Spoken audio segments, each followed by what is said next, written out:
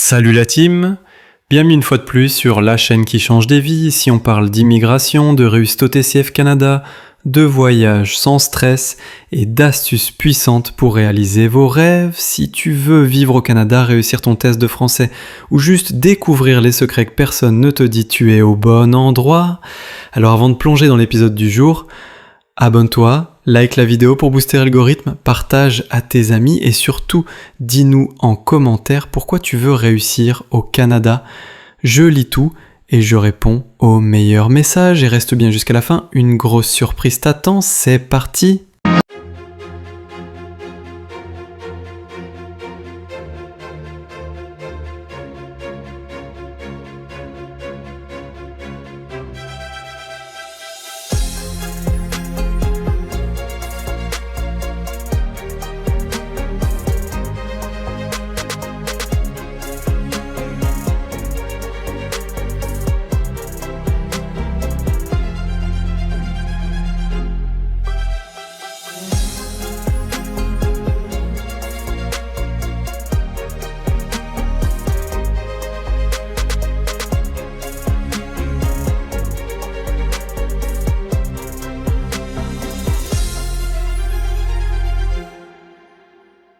Attends une seconde, fais le bon move maintenant. Abonne-toi, like la vidéo et partage-la à quelqu'un qui veut aller loin comme toi. On avance ensemble, pas à pas, vers tes rêves. Consigne générale. Bienvenue dans l'épreuve de compréhension orale du TCF Canada. Voici ce que vous devez absolument savoir avant de commencer. Cette épreuve comporte 39 questions à choix multiples, QCM. Pour chaque question, 4 choix sont proposés, A, B, C, D, mais une seule réponse est correcte. Vous disposez de 35 minutes au total, alors gérez bien votre temps. Restez concentré du début à la fin. Chaque question est posée après l'écoute d'un document sonore, par la même voix que celle qui lit les consignes. Vous n'entendrez l'audio et la question qu'une seule fois. Aucune rediffusion n'est possible. Écoutez donc attentivement dès la première seconde. Une fois que vous avez répondu à une question, vous ne pourrez plus revenir en arrière. Chaque réponse est définitive. A. C'est une bonne idée de peindre des enfants. B. Cette sculpture est très intéressante. C. Il y a beaucoup de visiteurs aujourd'hui. D. J'aime les couleurs de ce tableau.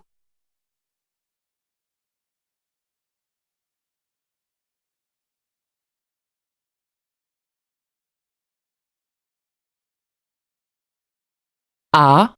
Il est interdit de courir. B. Le toboggan est fermé. C. Mettez votre bonnet de bain. D. Vous devez sortir de l'eau.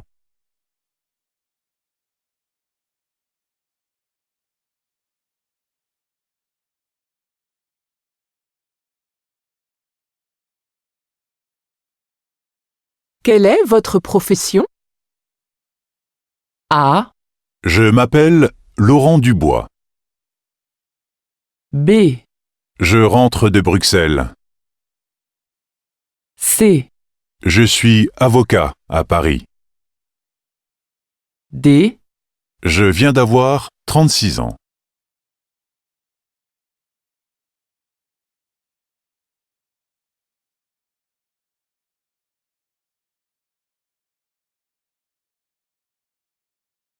C'est votre premier séjour en France? A. Non, j'ai fait plusieurs voyages en Asie et en Afrique. B. Non, j'ai gardé de très bons souvenirs de ce voyage. C. Non, je suis déjà venu en vacances avec mes parents. D. Non, je suis parti pour 2 semaines avec mes amis.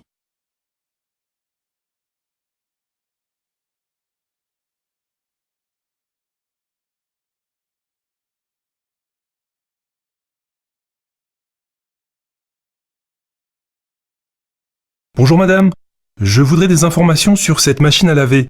Est-ce qu'elle fait beaucoup de bruit? A, Non, elle a un programme silencieux. B, Non, elle consomme peu d'énergie. C, Non, elle est facile à installer. D, Non, elle peut contenir 8 kilos.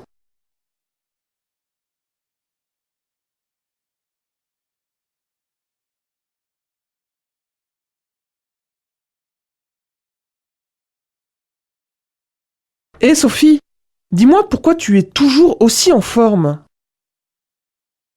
A, Je fais souvent de l'exercice. B, Je lis des histoires drôles. C, Je regarde le sport à la télé.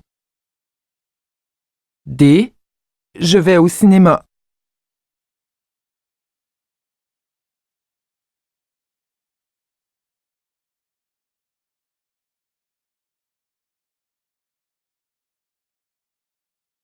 Allô, la réception?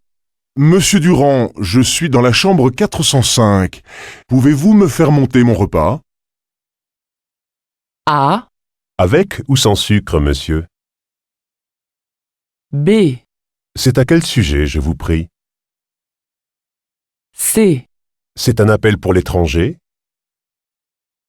D, Vous avez déjà choisi votre menu?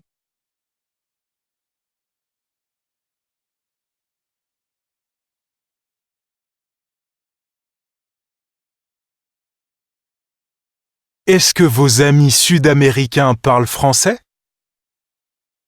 A, Non, ils ont pris des cours. B, Non, je parle espagnol avec eux. C, Non, nous discutons ensemble. D, Non, on se téléphone souvent.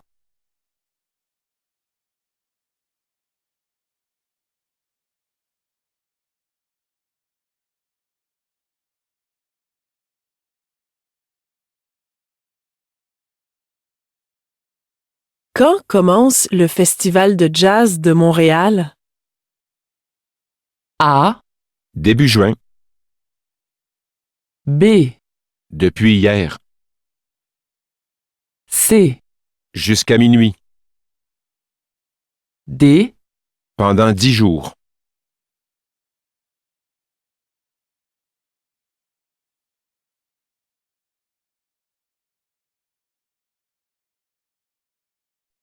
Pierre, tu travailles la semaine prochaine? Non, on descend avec les enfants dans notre maison de campagne, dans le sud. Tu as de la chance de te reposer un peu. Oui, et je vais enfin pouvoir jouer au tennis. Que fera Pierre la semaine prochaine?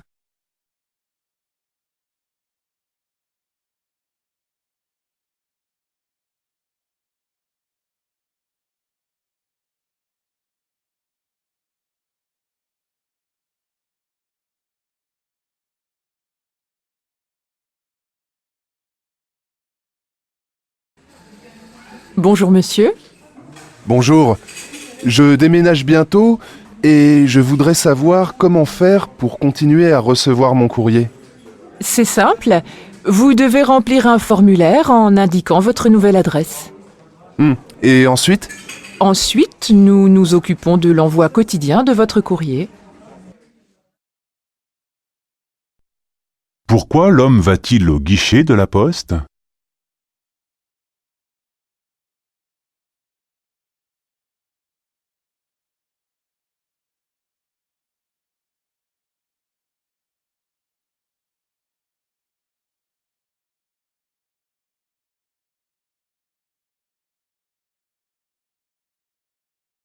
Bonjour, je suis étudiant en commerce international à l'Université de Laval et je voudrais déposer une demande de chambre sur le campus pour le semestre prochain.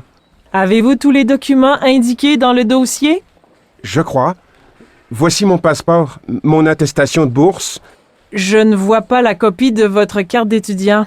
Il nous la faut absolument pour enregistrer votre demande. D'accord. Je repasserai cet après-midi.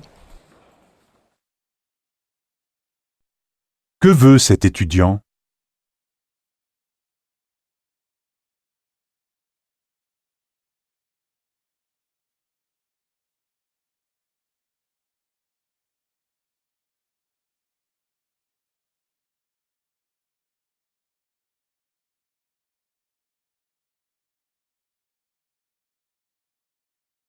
Bonjour, vous cherchez qui? Bonjour, je souhaiterais rencontrer Monsieur Bernard. Ah, je crois qu'il n'est pas à l'université aujourd'hui. Attendez, je regarde ton planning de la semaine. C'est cela, il est absent cet après-midi, il assiste à un colloque. Je peux vous donner un rendez-vous pour demain si vous voulez. Demain, ce n'est pas possible. Je suis en stage toute la journée. Alors, lundi? Lundi, ouais. Ce serait bien. Dans la matinée, ce serait possible? Que souhaite cette étudiante?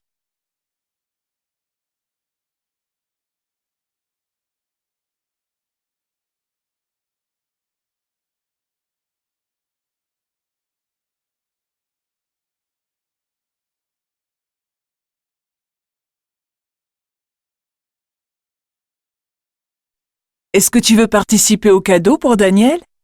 Un cadeau? Pourquoi? Il part à la retraite à la fin du mois. Il part déjà? Le service semblera vide sans lui. Et comment va faire le chef sans son secrétaire? Ah, ça! Il essaye de trouver quelqu'un pour le remplacer, mais je crois qu'il va avoir du mal à trouver un aussi bon employé que lui. Si le remplaçant doit plaire au chef, aux collègues et aux clients, c'est sûr, ça va être dur. Pour ces personnes, qui est Daniel?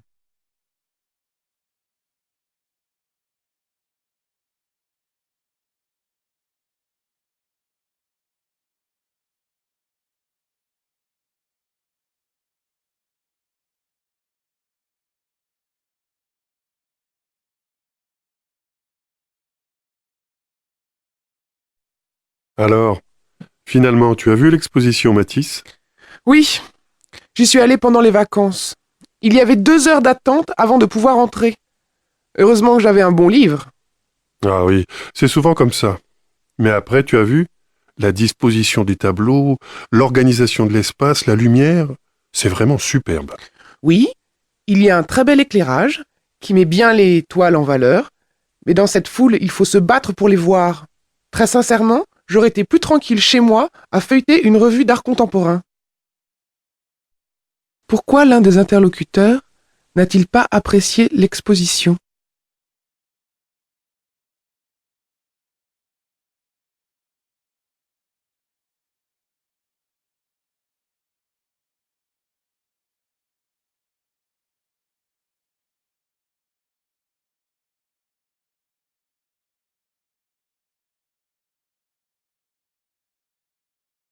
Salut Anne, c'est Julie. J'ai vu une annonce pour un appartement à Montpellier. C'est dans un immeuble moderne, au 4e étage. Il est agréable et se trouve en plein centre-ville. Je veux le louer en juillet. Je serais ravie d'y passer les vacances avec toi. Tu y réfléchis? Rappelle-moi. Quel est le projet d'été de Julie?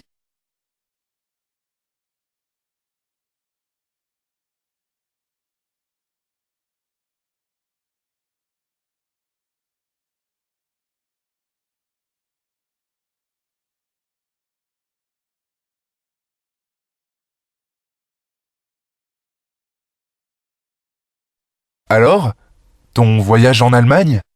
Super! J'ai pu rencontrer les responsables de programme et leur proposer nos produits. Dans l'ensemble, ils étaient assez intéressés. C'est plutôt encourageant pour la suite. Génial! Tu as pu visiter un peu la ville? En dehors du quartier de l'hôtel, pas vraiment. Hein. Je suis assez déçu. Mais je n'ai pas eu le temps. Je ne suis resté que 3 jours et j'avais beaucoup de personnes à rencontrer. On mangeait tout le temps au restaurant de l'entreprise, les journées se terminaient tard. Que regrette la femme?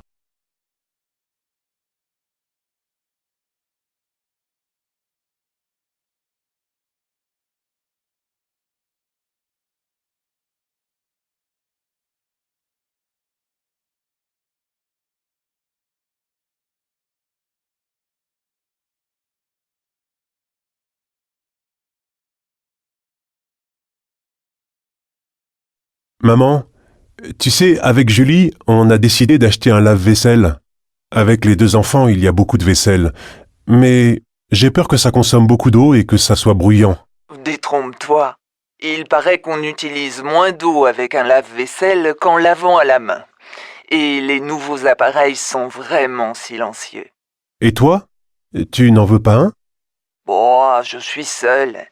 Même avec un petit appareil, il faudrait que j'attende plusieurs jours avant qu'il soit rempli. Pourquoi la mère refuse-t-elle d'avoir un lave-vaisselle?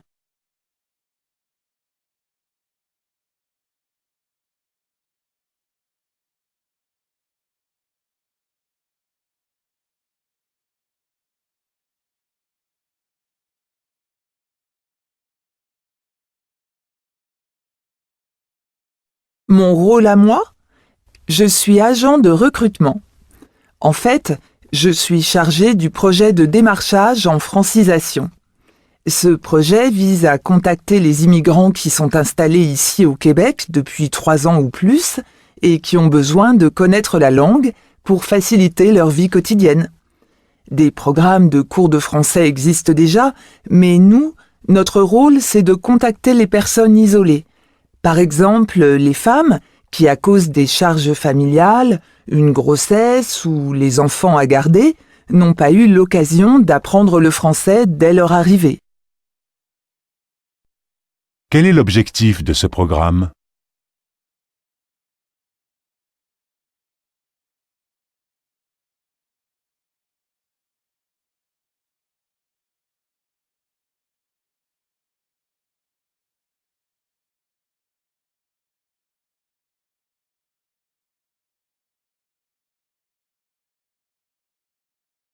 En période de grande bousculade dans les magasins pour les achats de fin d'année, si la perspective des difficultés de circulation ou de stationnement vous angoisse, voici une initiative qui va peut-être vous intéresser. La ville d'Angers a mis en place un service original pour que les particuliers puissent faire leurs courses de Noël sans subir le stress des transports en commun.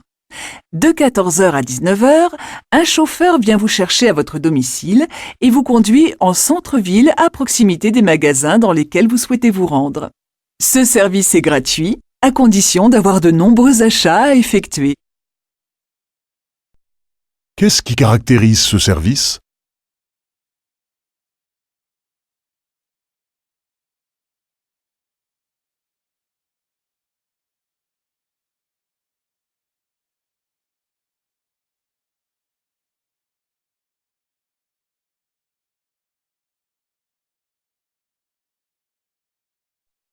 Tu as entendu les informations? Il paraît que le maire veut faire construire une autoroute qui passe par la réserve naturelle de la région. Ah bon? Et il va vraiment le faire? Pour l'instant, il est obligé d'affronter les écologistes et même le ministère des Transports. Que se passe-t-il dans la région?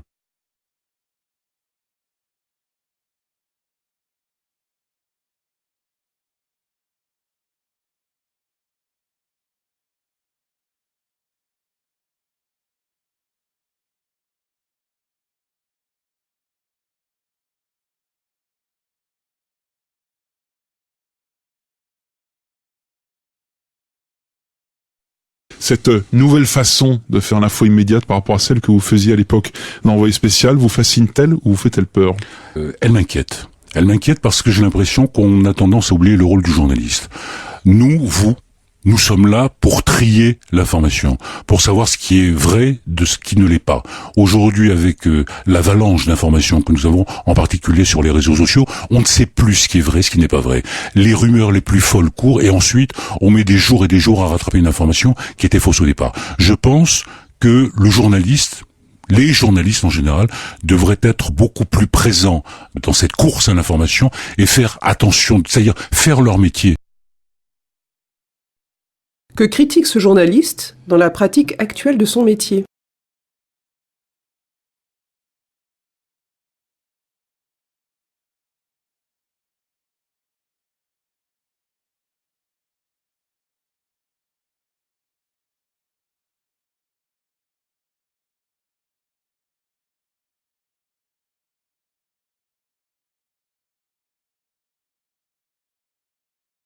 Docteur, je ne sais pas ce que j'ai. J'ai très mal au ventre et il est tout gonflé. Je me sens épuisée. Pourtant, je rentre de vacances et jusque-là, je me sentais en forme. Allongez-vous, je vais prendre votre tension. Bon, tout est normal. Je pense que c'est juste un problème de digestion, peut-être des repas trop lourds. Alors ce n'est pas grave, docteur? Je peux manger tout ce que je veux? Il faut faire attention pendant quelques jours. Il va falloir maigrir un peu. Pourquoi la patiente consulte-t-elle le médecin?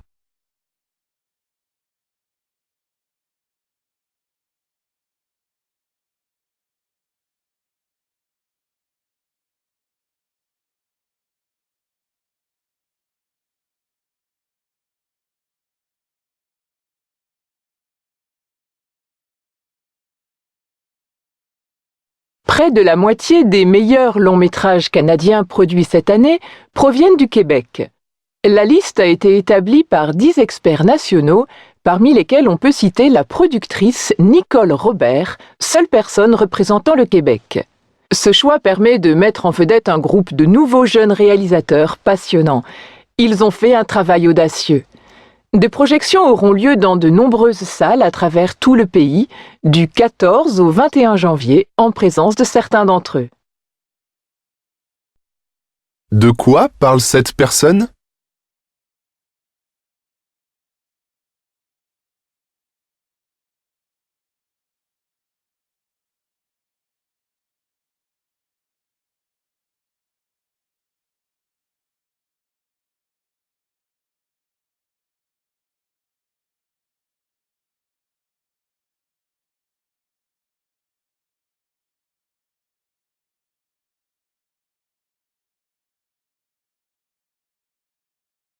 Psychologue, vous animez une émission télévisée. Comment faites-vous pour jongler entre vos consultations et vos émissions? J'ai suspendu mes consultations privées dans un souci éthique.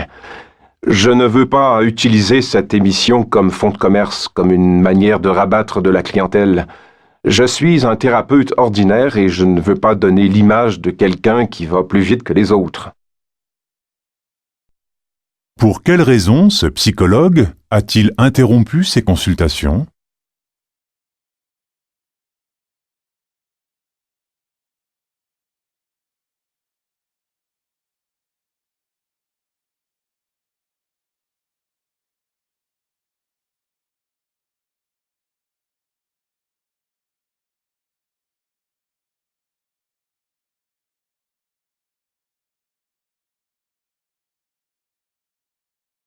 Quel rapport aviez-vous avec votre père? Je ne lui parlais plus de mes études. Il avait toujours la peur ou peut-être le désir que je n'y arrive pas. Il s'énervait de me voir à longueur de journée dans les livres. Je crois qu'il pensait que j'étais malheureuse. Comment se comportait-il avec vous face au monde extérieur? Devant la famille, les clients, de la gêne, presque de la honte que je ne gagne pas encore ma vie à 17 ans. Il craignait qu'on ne me prenne pour une paresseuse et lui pour un crâneur. Il disait que j'apprenais bien, jamais que je travaillais bien. Quelle était pour lui la définition du mot travail? Travailler, c'était seulement travailler de ses mains. Quelle relation le père entretenait-il avec sa fille?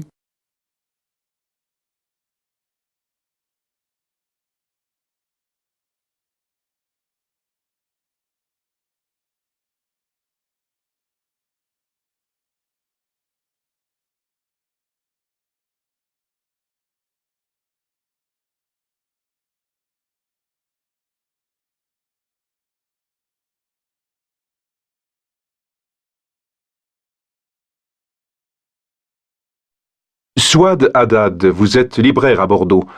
Parmi vos clients, vous en comptez de très jeunes. Dans un album pour enfants, l'image est-elle plus importante que le texte? Il y a des albums sans texte qui sont très forts. La petite marionnette de Gabriel Vincent en est un exemple.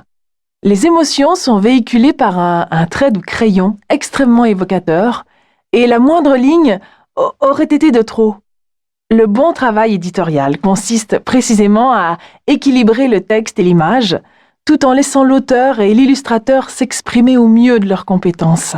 Il y a de grands artistes dans la littérature de jeunesse, qu'ils soient auteurs, illustrateurs ou les deux à la fois.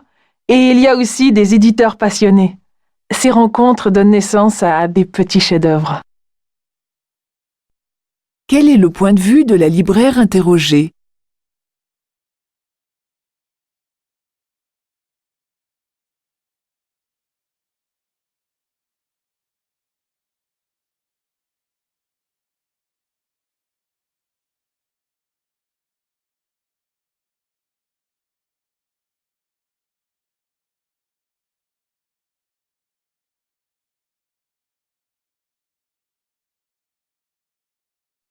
Si les enfants ne mangent pas assez de fruits et légumes, c'est peut-être parce qu'ils n'aiment pas ça. En fait, les enfants mangent principalement par plaisir et c'est une fonction que ne remplissent pas les fruits et légumes.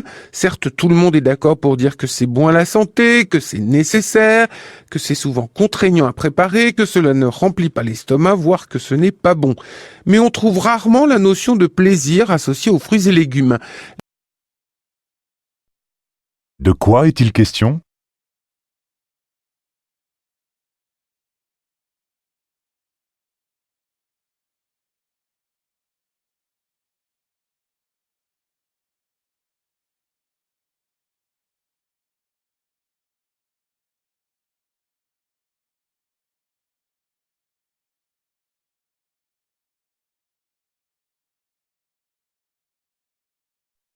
Alors, Patrick, ce stage d'informatique à la Tulipe?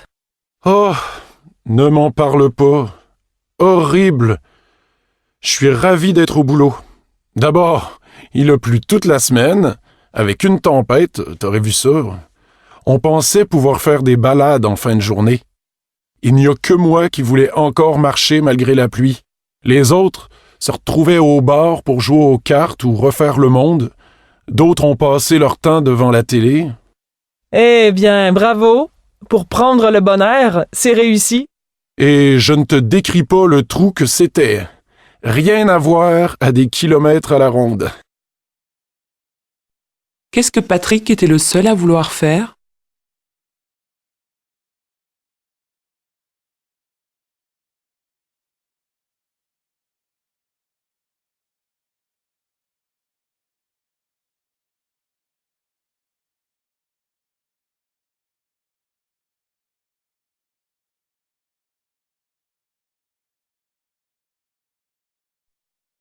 Apprendre à gérer son argent n'est pas une priorité éducative alors que l'argent nous accompagne toute notre vie. Construire un budget, ça s'apprend, mais trop souvent le sujet est considéré tabou par les adultes, donc pas question d'en parler avec les enfants. Dans la sphère de l'école, aucune séance de travail n'est dédiée à cette question. Pourtant, chacun est concerné dans sa vie professionnelle et personnelle par les principales notions que sont les coûts, les crédits, les prêts, les taux d'intérêt, l'endettement, l'économie à l'échelle de l'individu. Voilà un domaine qui touche chaque Français sans que jamais celui-ci y soit vraiment initié. Que dénonce cette journaliste?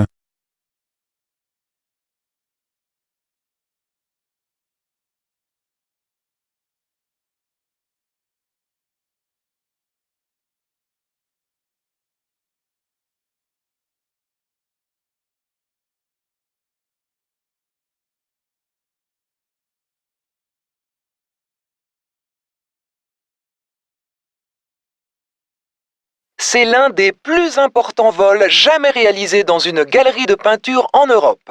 Il concerne 4 tableaux de certains des plus grands maîtres de la peinture européenne, Manet, Renoir, Sisley et Chagall. Le montant du préjudice s'élève à plusieurs centaines de millions d'euros. Ces tableaux sont tellement connus que les enquêteurs pensent que la revente était déjà conclue avant que les trafiquants ne passent à l'acte. Il faut faire vite, car ces œuvres sont fragiles. Toutes les polices européennes coopèrent afin de retrouver les malfaiteurs et les tableaux dans les plus brefs délais. Quelle est l'hypothèse de la police sur les œuvres volées?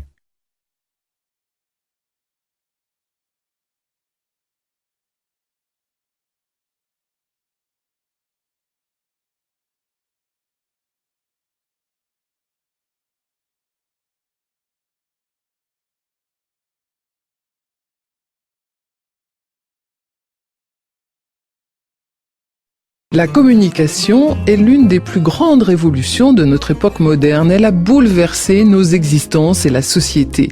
Ainsi parle Dominique Volton, sociologue très médiatique. Dominique Volton a passé sa vie à valoriser une conception originale de la communication. Il s'est penché sur les mouvements de libération de la femme, les syndicats, les médias, la politique. Une question obsède Dominique Volton. Comment réussir à cohabiter avec l'autre? Et un paradoxe l'étonne. Malgré les techniques de communication de plus en plus performantes, les hommes, les sociétés ou les cultures ne se comprennent pas mieux qu'il y a 2000 ans. Comment ce sociologue étudie-t-il la communication ?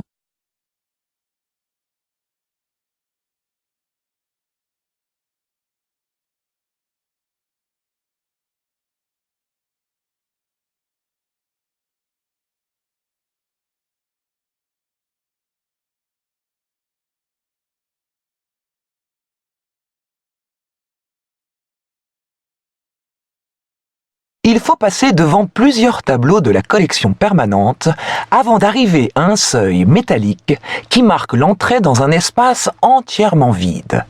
Il s'agit de l'exposition Vide, une rétrospective présentée actuellement à Paris. 50 ans auparavant, un artiste lessivait pour la première fois une salle de musée. C'était en 1958.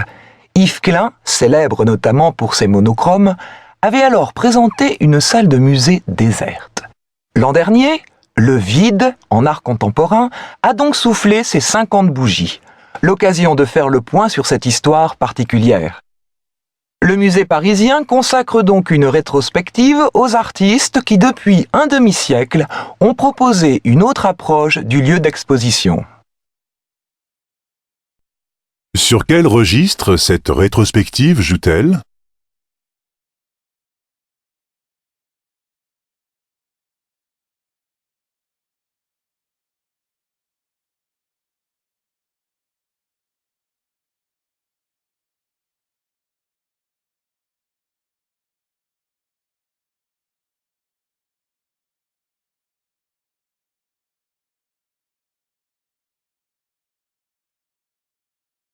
Une étude menée dans 10 pays montre que les Français ont mauvaise opinion de leur chef d'entreprise.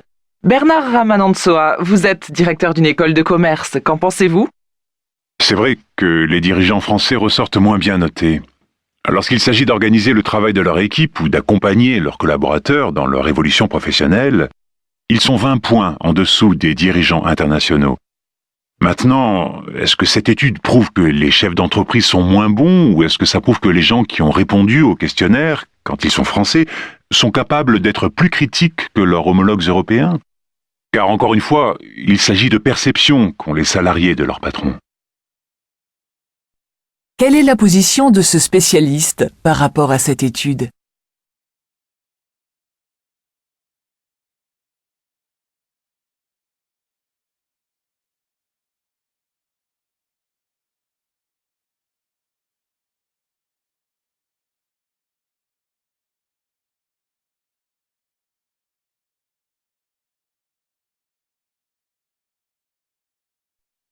Fondée en 1909, les Canadiens de Montréal est la plus ancienne équipe de hockey toujours en activité.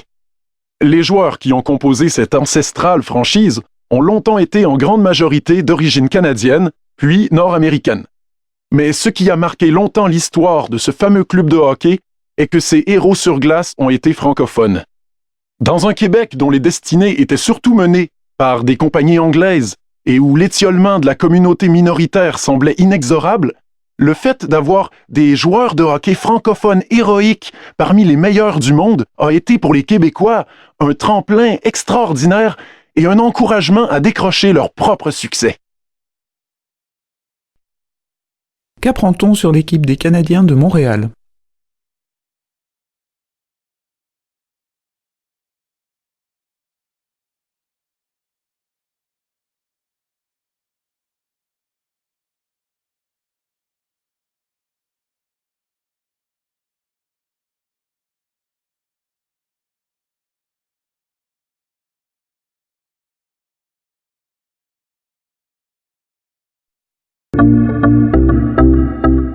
biographie de la faim est un livre que j'ai écrit il y a quelques années. C'était donc en 2005 ou 2004. Ça répondait à une question assez énorme. Je voulais, de même que les physiciens essayent de résumer toute la loi de la nature à une seule loi, je voulais me résumer moi-même en un seul mot. Je me suis demandé quel était le mot le plus susceptible de me résumer.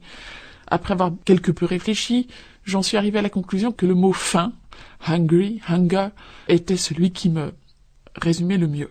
Bien sûr, faim est à prendre à son sens le plus large, non seulement la faim des aliments, mais aussi la faim de tout, la faim des êtres humains, la faim des livres, la faim de la beauté, la faim de tout ce qui existe. De quoi l'auteur s'est-elle inspirée pour choisir le titre de son livre ?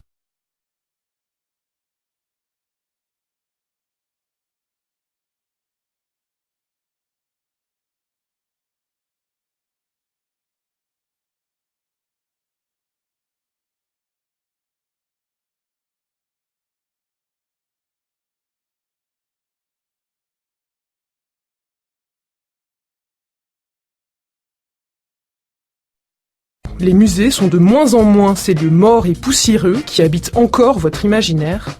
Décors vivants, animations, son et lumière, chasse au trésor, jeux de rôle. Tout en exposant les collections, les musées innovent et proposent aussi de se divertir. Mais se divertir jusqu'où ? Jusqu'à ne plus voir l'œuvre et seulement son emballage ? C'est le risque que pointent certains dans cette course à l'attractivité. Quelle inquiétude exprime l'intervenante concernant les musées ?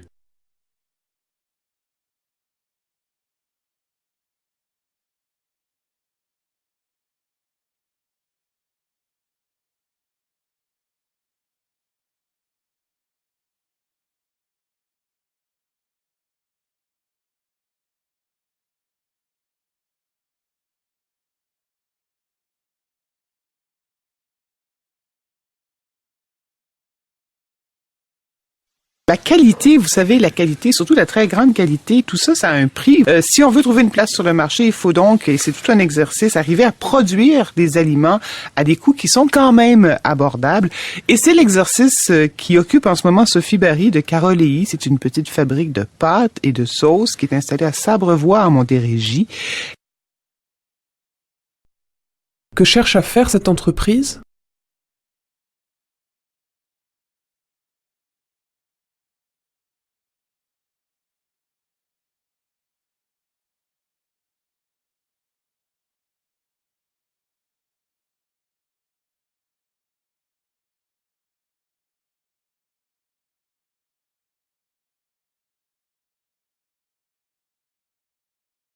Au mois de mars dernier, l'AUF, Agence universitaire de la francophonie, organisait à Dakar ses journées scientifiques autour du thème de l'appropriation du français par les écrivains d'Afrique.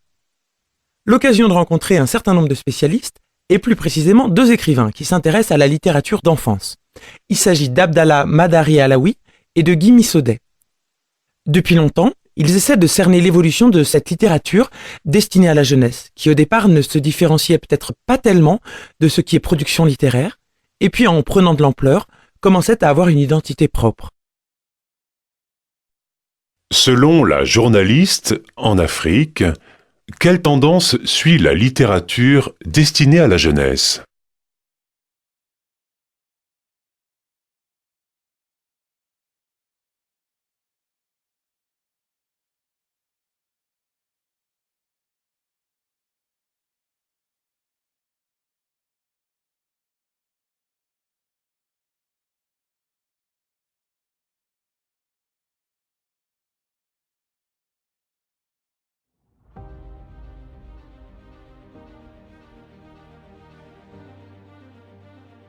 Attends une seconde.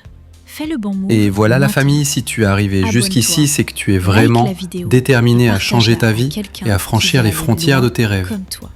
Tu as aimé, alors fais exploser le bouton like, abonne-toi si ce n'est pas encore fait et partage cette vidéo à quelqu'un qui veut lui aussi réussir son projet d'immigration ou décrocher son TCF Canada.